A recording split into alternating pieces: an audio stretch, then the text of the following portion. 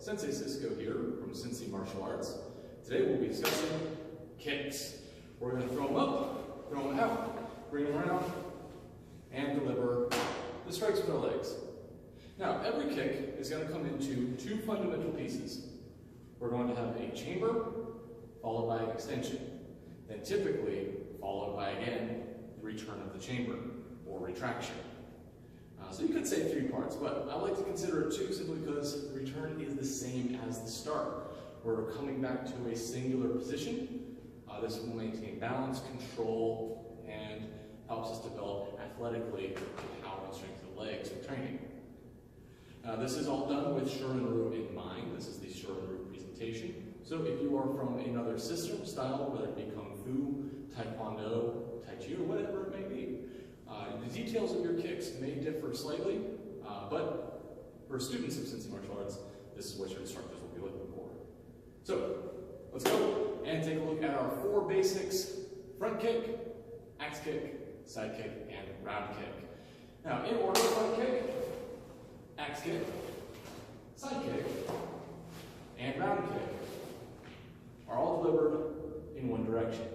They're going to be facing towards the front of your body. Now, there is a pivot that will be added into the side and round. We'll get to that in just a moment. Starting off with the front kick. This is the most basic. This is what a lot of workshops and things teach to newcomers. This has four basic pieces. We, of course, have our chamber. This is what we like to call the square chamber. Our body is squared up, hips and shoulders facing towards the target, knee pulled to the middle, along that center line or meridian of the body. The extension takes the knee straight out. Now the foot, when we strike, we are not going to hit with the heel. Instead, I want you to use the ball of the foot. This is the area just below the big toe. On the base, think about going tiptoes, hit the ground, that's the ball of your foot. So our extension pushes that point. Please excuse my footwork. These are my training shoes. They get worn out pretty fast. So, as we come up for position one, that square chamber, toes up off the ground, extend out completely. When training, I recommend going for at least the belt height. If you kick higher, that's awesome. Kick as high as you can. But for holding positions and for working that muscle, belt level is best. So, we have 1, 2, that full extension with the ball of the foot pressing out. 3, bring it back. Think like the heel, snatching into the leg and back down. Extend and out. 1, 2, 3, 4. 1, 2, 3, 4. Excellent work. Next is our axe kick. Now, axe kick comes in a swinging motion. The direction is a downward strike, whereas front kick is a thrust or a press forward into your target. Axe kick is going to be a downward motion. Think of a board being laid flat like a table, and we're going to crack down on top of it. This will be done with the back of the heel coming down the meridian of the body. If I'm using my back leg, I'm going to cross over like I'm sweeping the floor, knocking something away from me. I then raise the leg up over the head before it comes down that center line of the body from the nose to the navel. Demonstrated, comes up and down. Now you may have noticed this didn't have a chamber. It was more of a full swing. There is a hidden chamber here. At the base, as you come to the bottom, we of course don't want to strike the floor. Hitting that floor is going to be tougher than you. So, to prevent your heel from smacking into the ground too hard, pull that chamber at the end. Break the target and pull. Break and pull. Break and pull. Now I'm exaggerating a little bit. Chamber is very light when done followed through.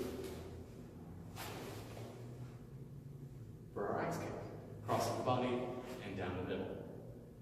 Next is our round kick. Now, round kick and side kick introduce what's called a pivot position. They're going to have 6 parts. We start with the same chamber up.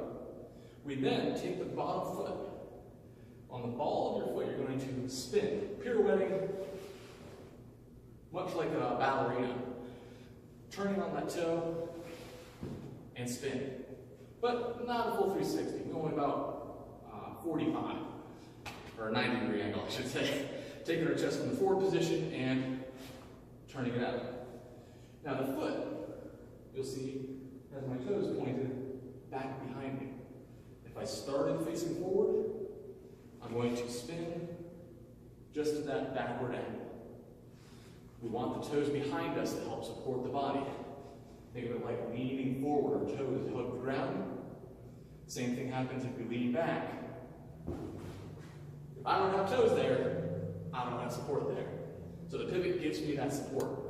It also opens the hips so that the bones can line up and we have that structural support. So, back into that round kick. Position 1, square chamber. Position 2, round chamber. Now here, I have my foot pulled up to my bottom. My shin is level with the floor. Now, sometimes we will pull this back so the knee is pointing to the target, or we may have it pulled up a little bit so the shin is. But in either case, our leg is level. The follow through. Here, we had a target straight in front. I could break through the target. Here, I tap the target. So the direction your knee points is the direction your kick's going to end. If you're looking to break the board, put that knee just past the board. If we're looking to tap a pad, point at that pad. Same thing is true for partners. You're doing kicks up to your partner's face. Point your knee up to their cheek. And you won't have to follow through to knock out. So, 1, 2. Now extension. Here we point the toes, you're going to strike with the shoelaces or the instep of your foot. Full extension. Bring it back, in and down. Again, we have that square chamber at the end. 1, 2, 3, 4, 5, and 6 to return. Showing your control and balance as you move. Twist is always done on the ball square leg, as we discussed before. Now side kick, very similar. The big difference is going to be the setup chamber. We draw up, square chamber to start. The setup chamber, we're going to turn so our knee points out to the side. And I'm going to pull my heel up so it's in line with my target. Now my extension can push the heel out and back. So, full set. 1, 2, 3, 4, 5, and 6. Keep that leg up, just like we discussed with that front kick, kicking up to the belt level. Same thing is true for both the round and the side kick. 1, 2, 3, 4, 5, and 6. My guard is always forward. Keep those elbows between you and your opponent. I know we're talking legs today, but never forget about this guard. Just because we're not doing hand practice in boxing doesn't mean we shouldn't be working the hands at the same time. This will help you maintain balance and set your weight dispersal. Remember, the way you practice is the way you fight. So if you practice with your hands off in La La Land, this is how you're going to combat. Your body's going to be used to that weight dispersal, adjusting for the added weight to the back and not the weight to the front. So keep this in mind as you train.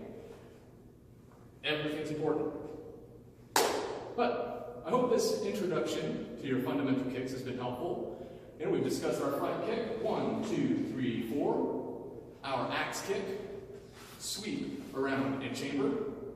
Our side kick, 1, 2, 3, 4, 5, 6. And our round kick, 1, 2, 3, 4, 5, 6. If this has been a help to you, please hit the like button, and check out the other videos on the channel. There'll be more to come, and I look forward to seeing you then.